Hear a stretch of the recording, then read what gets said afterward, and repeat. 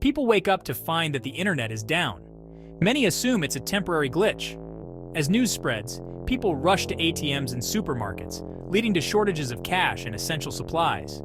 Companies realize they can't access cloud services, emails, or communication tools. Many offices shut down temporarily. Stock exchanges halt trading due to the inability to process transactions electronically. Governments and major corporations hold emergency meetings to assess the situation and develop contingency plans. Traditional media become primary news sources. People start relying on them for updates. Online ticketing systems fail. Airlines and public transport systems face chaos, leading to delays and cancellations. Businesses and families struggle without email and instant messaging. Landlines and face-to-face communication see a resurgence. Schools and universities close temporarily to devise offline teaching methods. Companies begin to adapt, with some workers returning to physical offices and others struggling with productivity losses. Small businesses, particularly those reliant on e-commerce, begin to shut down. Larger businesses scramble to adapt. Hospitals face challenges as electronic health records become inaccessible, relying on paper records. Navigation systems fail. Some areas experience increased accidents and logistical nightmares. People, especially younger generations, begin experiencing anxiety and withdrawal symptoms from lack of social media. Global supply chains falter without internet-based tracking and communication, leading to shortages of various goods. Maintenance and monitoring systems for power grids face challenges, leading to localized outages. Banks struggle with offline transactions. People face issues with accessing their money, causing widespread financial distress. Layoffs increase as businesses downsize or shut down. Panic spreads in major cities as the realization sets in that the internet outage is long-term. Protests and riots may occur. Planes face navigation issues. Some flights are grounded for safety, while others proceed with increased risk. Lack of internet-based monitoring and communication exacerbates health crises. Hospitals struggle with patient load and information management. Schools and universities start implementing offline learning methods, but progress is slow. Local communities begin to organize support systems, sharing resources and information. People turn to books, board games, and outdoor activities as substitutes for online entertainment. Governments implement rationing systems for essential goods and services. Offline public information campaigns ramp up. Businesses start finding creative offline solutions to operate, such as phone orders and physical mail for communications. The global economy shifts, with increased emphasis on local production and traditional trade methods. Critical infrastructure systems improve offline capabilities to prevent future disruptions. Society gradually adapts to the new normal, with less dependence on instant communication and more focus on direct interactions. Efforts to restore the internet or develop alternative communication systems intensify. Increased support for mental health as people adjust to the new reality. Communities become more resilient and self-reliant, having adapted to the prolonged outage. While the internet outage would cause significant disruption and chaos, initially, over time, society would find ways to adapt and innovate, eventually leading to a new normal where offline systems are more robust and resilient. Hour 1. The first tremors of isolation.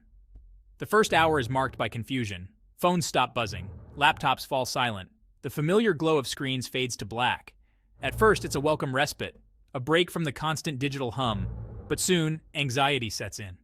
We reach for our phones instinctively. We refresh our browsers, hoping for a flicker of life. The silence is deafening. The isolation is immediate. We are alone in a world suddenly gone dark. Day 1. The silence of disconnected lives. The first day is a cacophony of silence. The news is silent, social media is frozen, schools and businesses are paralyzed, the world operates on internet time. Without it, we are adrift. Fear mixes with frustration. People gather in the streets. They stare blankly at their useless devices. The digital world, once so vibrant, is now a desolate wasteland. The silence is heavy, suffocating. We are forced to confront a terrifying reality. We have become completely dependent on the internet. We have surrendered our ability to connect, to communicate, to function, to the digital realm. We are digital beings trapped in an analog nightmare. Week 1. Crumbling foundations of society. The first week is a descent into chaos. The supply chain crumbles. Food and medicine become scarce. Banks are paralyzed. Financial markets crash. The world economy teeters on the brink of collapse. Governments struggle to maintain order. Communication networks are down. Emergency services are crippled. Hospitals are overwhelmed. The fabric of society begins to unravel. The internet was the glue that held it all together. We are thrust back into a primitive state. We rely on word of mouth. We barter for goods. We huddle together for warmth and comfort. The world feels fragile, vulnerable. Section 5. Month 1. The descent into chaos. The first month is, well, a blur of fear and uncertainty. Cities descend into lawlessness. Resources dwindle. Violence erupts. The social contract, fragile at best, is shattered. We are reduced to our basest instincts. The psychological impact is profound. We are bombarded with anxieties. We crave information, connection, reassurance. But alas, the digital void offers no solace. We are alone with our fears, our anxieties, our uncertainties. The internet was our escape from reality. Now reality has come crashing down upon us. We are forced to confront the fragility of our existence, the fleeting nature of our digital lives. 6 months in, the world is a shadow of its former self. Nature reclaims abandoned cities. Survivors form isolated communities. We cling to the remnants of the old world. Books, photographs, memories. We begin to adapt. We rediscover the lost art of conversation. We learn to read the stars, to navigate by the sun. We reconnect with nature, with each other. We rediscover the beauty of the analog world. But the scars of the digital blackout remain. We are haunted by the memories of the connected world. We yearn for the ease of instant communication, the vastness of digital information.